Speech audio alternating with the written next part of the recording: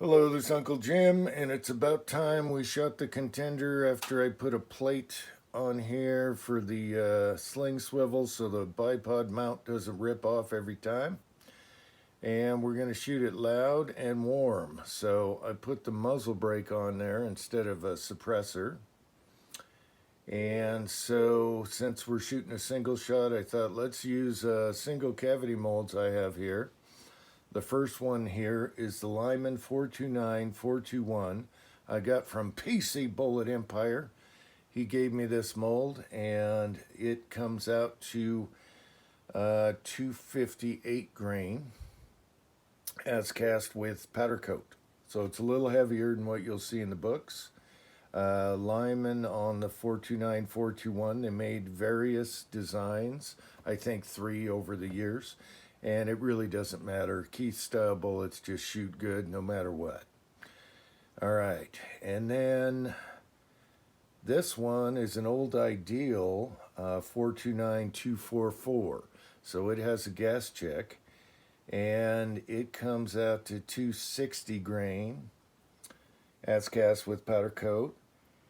And I had these marked as Fowler shots, so that might not be good.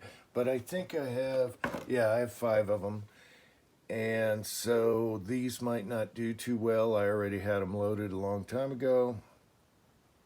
And these are going to have 16 grains of Shooter's World Heavy Pistol. Over here, marked in black, I'm going to use 10 grains of Unique with the Tiny Tim.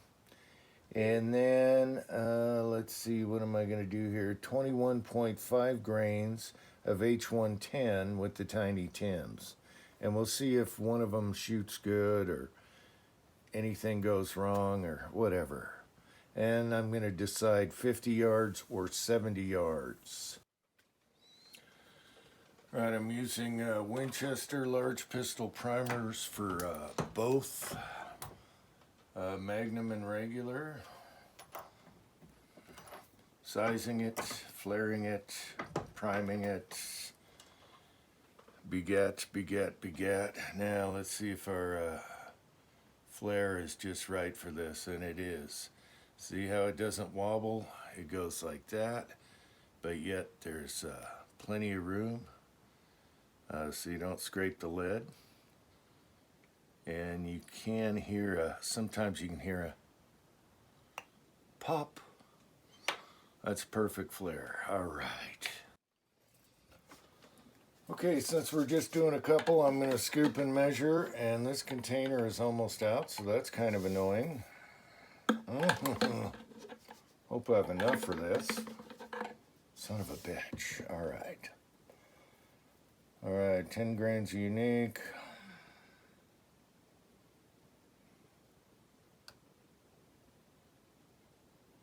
Oh, jeez.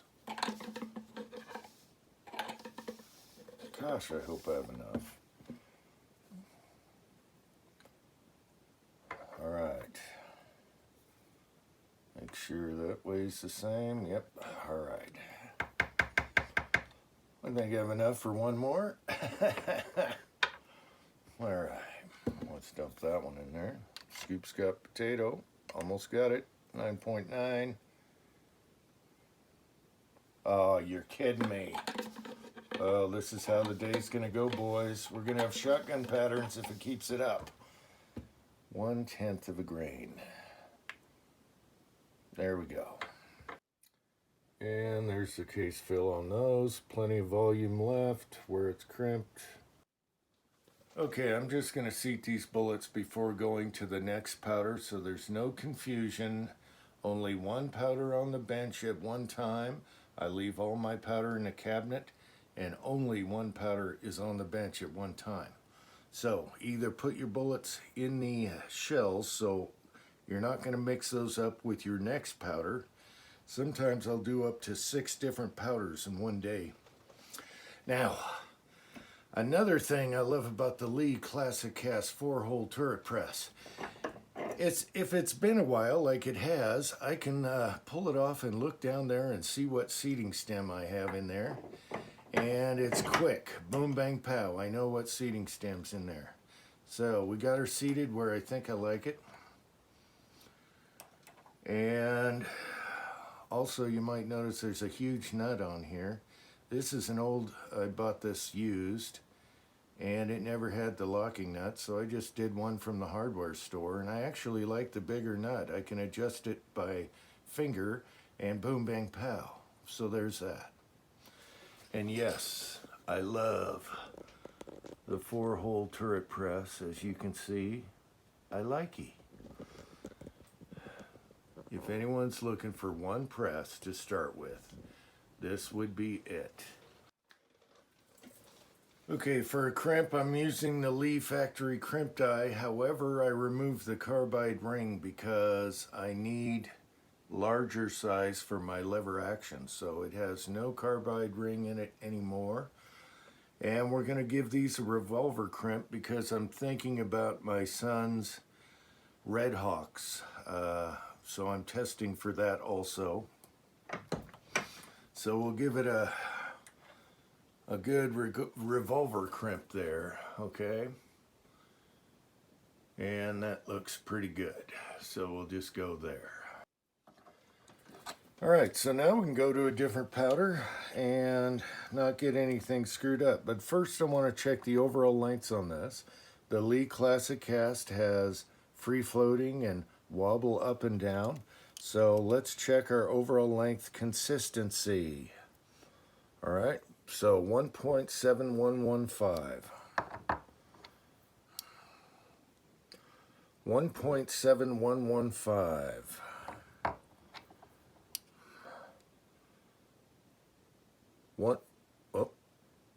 Oh, it's flickering. 1.7115.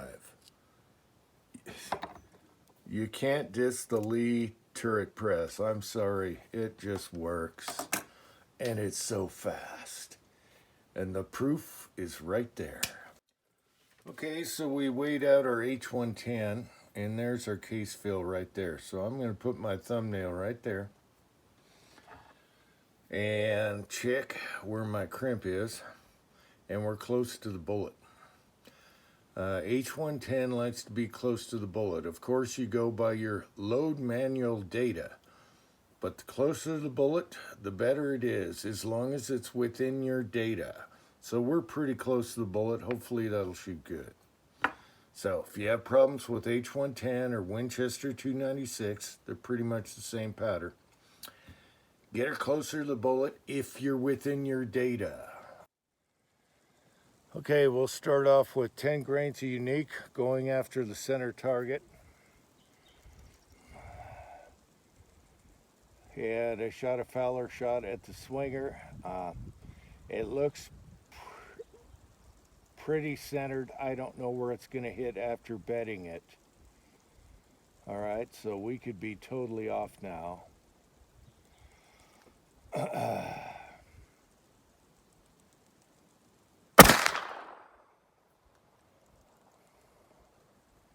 And where are we at? I don't know where the hole is. I'm just going to keep shooting. I got a cheap 2.5 power scope on here, and I can't see the holes. So hopefully we're on target. Should have brought out a spotting scope.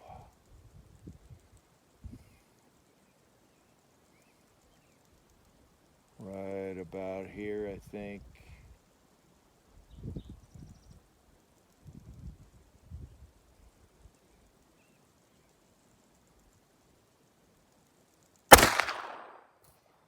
All right, I'll get back to you. Okay, this is frustrating. I have a group at the very top of the board, so I brought the scope down 30 clicks since bedding it with the unique. Now we're doing H110. I did a Fowler shot at the swinger, and it's got a lot more oomph to it. All right, going at the middle target. Same one I aimed with unique, but that's at the top of the board. Hopefully we'll hit paper now. I brought out a spotting scope, and everything is a cluster. All right. And watch the recoil on this thing. Right about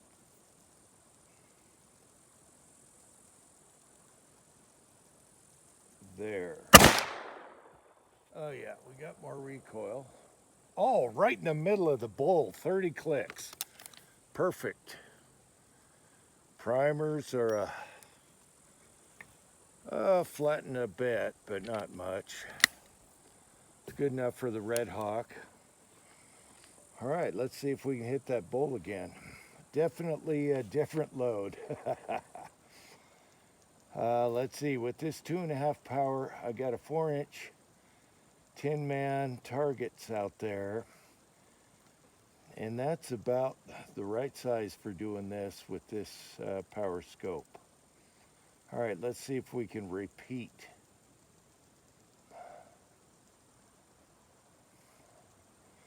Man, I'm having a hard time focusing. All right. Right about here. It's a little left. All right, thank God for the spotting scope. Okay, that one went low, left a little bit.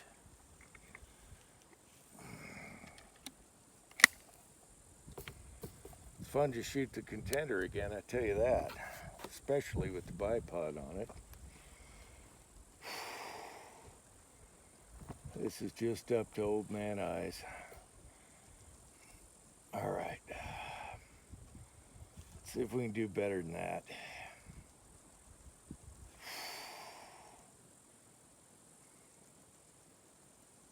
Right about here, I think.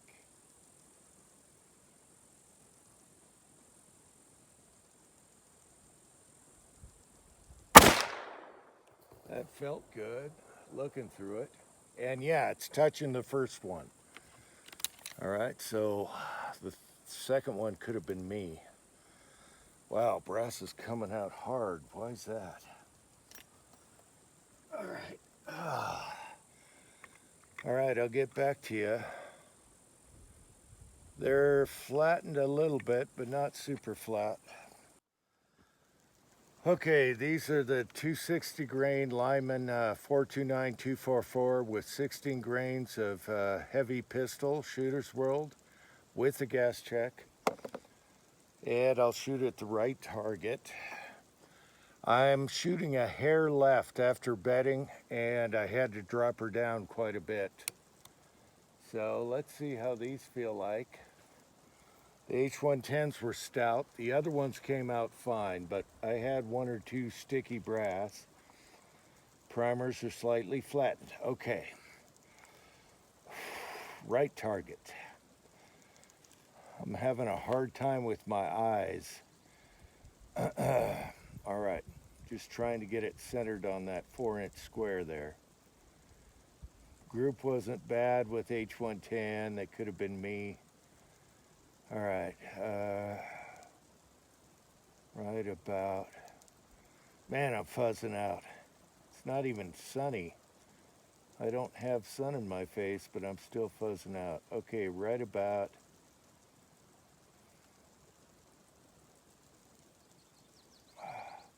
Man.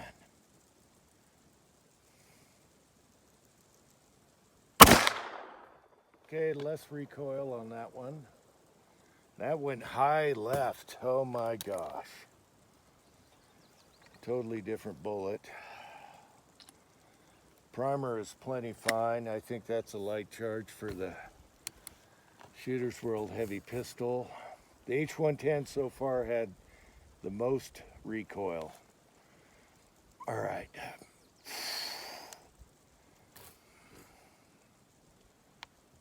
It's sure fun having a bipod on this thing again. Wow, I squared that up fast. All right, let's go.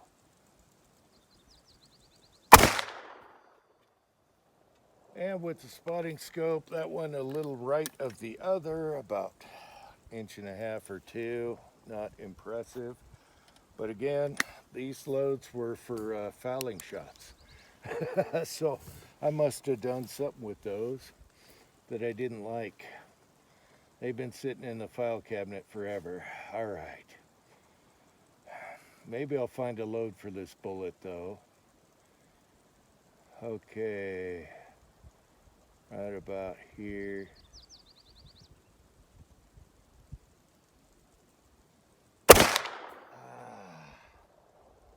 All right, we got a triangle going. That one went to the middle between the two. Brass comes out easy, and the primers are round.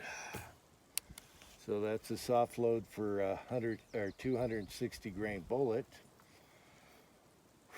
Now the sun's coming out, but it's to my right, so that's good. It's real good. I have a camera out there, but the battery, it didn't connect. The battery's dead. You should have charged it. So this is a cluster of a video. But it gives something for Tin Man to look at. Oh, we're starting to get a cluster. That one's next to the other one in the center of the group. These are shooting higher. Yeah, okay, well, whatever. Not my best eyesight day, I'll tell you that. And anything more than 2.5 power scope, I get really wiggly as far as centered into the scope. So I ordered another one of these scopes. It's perfectly fine. I really love red dots, but this really helps for distance. Oh, and one's touching the other. Okay, it's inside the other one. All right, let's go out and look. Camera failed, everything failed. It's just a typical Uncle Jim cluster, but what the hell. Okay, so we're a little rusty here. So I started off with unique, 10 grains of unique. And I got this group right here, but I had a flyer left. That was probably me. And that's like a 2-inch group, but if you took away the flyer, you can't do that, but it's a lot better. A lot better. And then this is the H110 right here. Let's see, with the flyer, it's 1.75" with the flyer. Not too bad. And then this one here, this bullet I never got to shoot too good. 429-244 with gas check. And if you took away that flyer, that would have been great. But you can't take away your flyers, okay?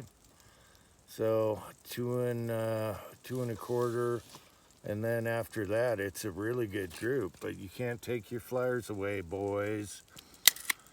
So I'll take that. It'll take deer all day long, but I'm rusty. I got to work on it and get back in the groove. But that's my preliminary bedding. I had to lower the scope like 30 clicks, and this one still shoots high with Shooter's World here. That's a great pattern. I got to work on that. Very soft shooting, and the H110 always does good, decent. All right. Okay, so not my best shooting day, but it sure was fun. I've been doing yard work for the last 3 days, and it was so much fun to get out and shoot. So I'm going to take that today. The H110 primers flattened a little more than the others, but plenty fine for the Red Hawk revolvers. What was funny is the 429-244 with the gas check mold actually shot good today if you took away that one flyer, and that's promising. I used the Shooter's World heavy pistol on that, and I'm going to play with that. Before, it never shot great for me, that bullet, and now it's in there. And H110 always does good, unique always does good, and so hey, it was fun. Just get out here and shoot it again. I had to lower the adjustment on the scope after bedding.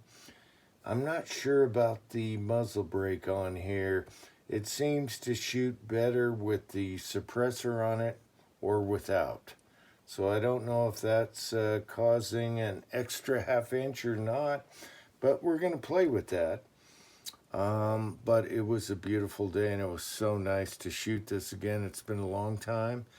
It's been a while since I loaded 44, so that was fun. And hey, I'm going to call it a great day. I don't know about you guys. You can pick it apart all you want, but I'm pretty happy. So, at least for today. Until next time, thanks for watching.